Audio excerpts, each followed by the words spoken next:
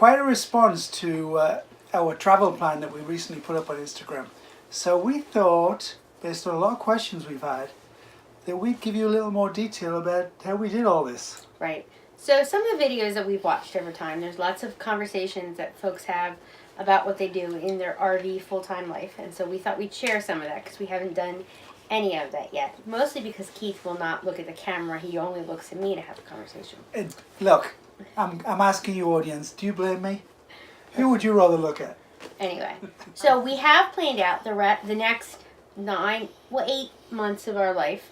Our end goal being we have to be in Seattle by August 30th because we are going with our very dear friends, Cece and John Lindstrom, on a cruise to Alaska to end this year, this full year on the road, being the Empty Nest Nomads. Because in case you don't realize it, the objective of all of this was for us to find a place to permanently reside by looking all over the United States and kind of getting a sense and living places instead of just reading about them or being there as just a sort of swift traveler.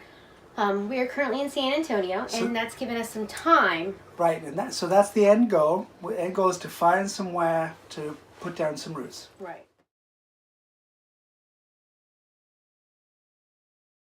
So one of the questions was, how do you pick which RV park to go to?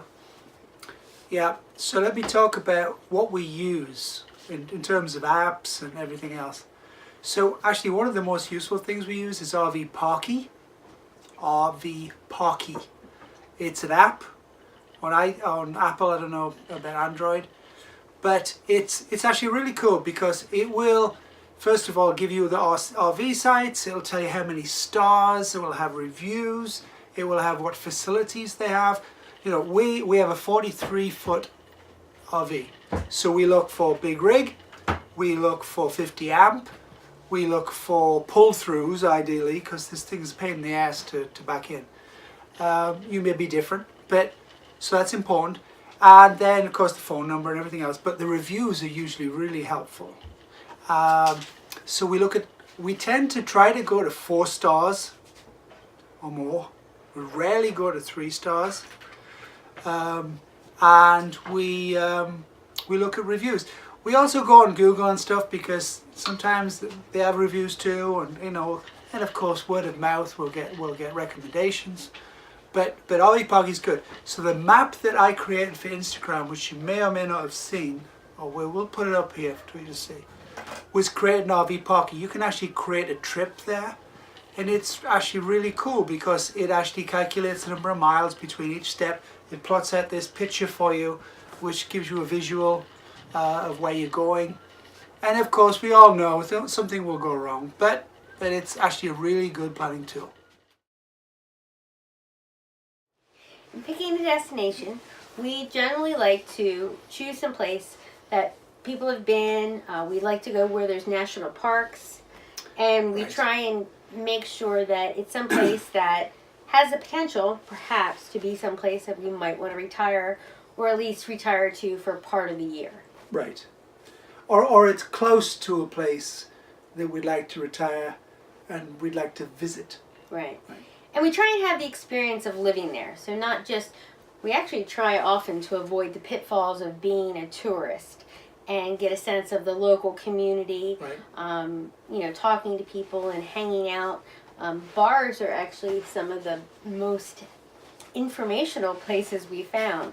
It has nothing to do with drinking. Talking to the barmen, bar women behind the bars. Very useful, very useful. They're full of information. So here's a question. How do we pick our routes? And what's a typical day look like, travel day? So picking our routes at first was kind of interesting because we thought we could just put it in GPS. And then we remembered that we were over 13 foot tall. So now what we do is we not only have to pick a route that we're going to go so that we can be efficient driving time-wise, but we also have to be really careful about low bridges. So when we are picking a route, we try not to go more than, so we go somewhere between 400 miles a day. If not, we get a little crabby. We have a dog. We try and take into consideration we have an active dog with us. So we try not to travel more than like 6 hours, 7 hours at most in a day. That hasn't always worked out, but it definitely is something that we've tried very hard to do because it involves just the humanity part of things.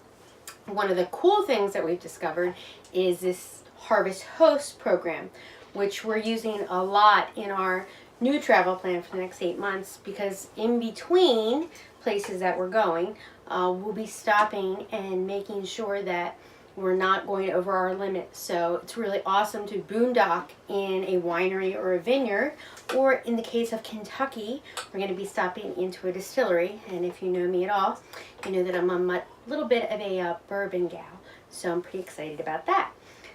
But we also have carefully tried to make sure that we subscribe through the motor carrier's almanac to make sure that there are no places that we're going that the roads are unfit for having an RV, etc. Because there is nothing worse than being the co-pilot and having your husband scream at you, "Oh my God, it's a bridge! Oh my God, it's a bridge!"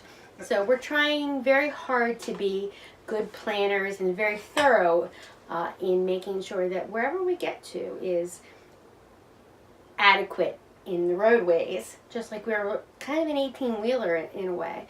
So it's definitely different than driving my Mercedes, you'd say, where I never had to think about much of anything. But so that's how we do that. So that's it for our first question and answer and our little stint of San Antonio. We hope you enjoyed it, and we hope we answered your questions. I hope so too. And we hope everybody continues to have safe travels. Yes, stay warm. We thank you for being with us, and we are Emptiness Nomads out.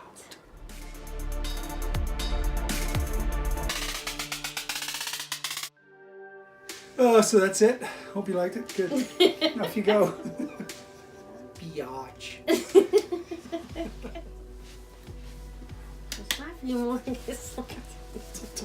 Turn it off. Turn it off. No one likes you. Anybody here like him? No one likes him.